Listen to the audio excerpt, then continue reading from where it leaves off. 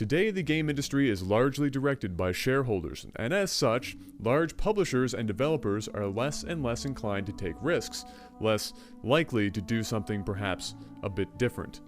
This has opened up the door for the creative minds at small studios around the world to fill the void left by every AAA sequel with fantastical and imaginative games that, for me at least, keep me interested in gaming.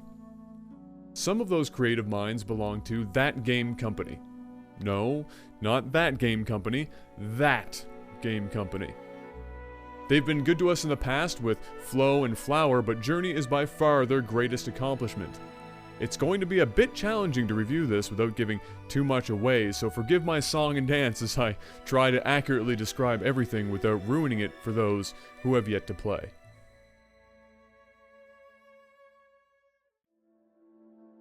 Journey is a game that is very much centered around a specific theme and a set of emotions that go with that theme. Everything that you touch, move through, hear, and generally experience feeds into this thematic drive in such a way that it will likely cause you to be taken aback. You are a wanderer that moves throughout the world with a varying pace that does well to be mutually expressive with the environments you pass through.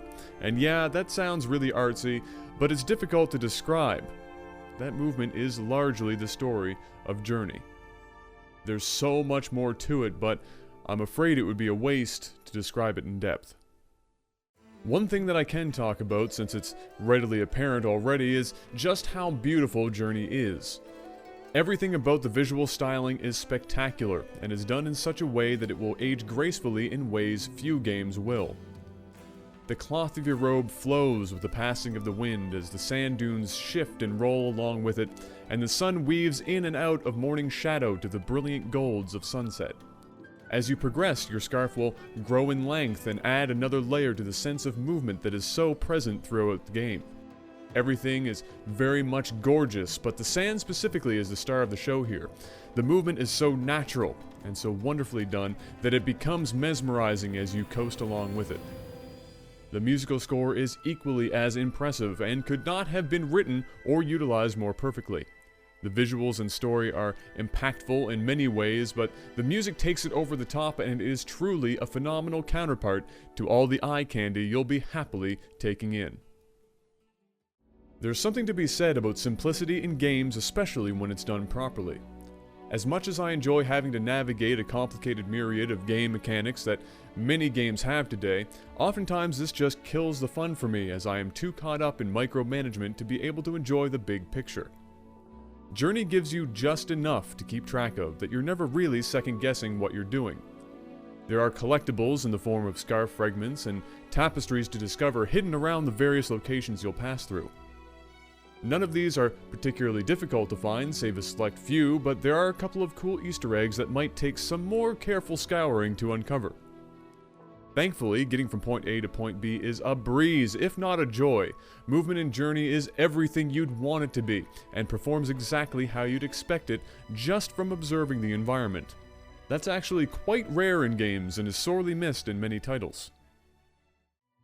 For all its grand accomplishments, Journey is more of a walk through the park than a climb up Everest. You are very likely to finish your first playthrough in under 3 hours, and yet, you are unlikely to mind. Despite its brevity, Journey feels complete. In fact, there is more closure and fulfillment in Journey than in most 8-hour strolls or even 60-hour-long romps through many AAA titles laying around.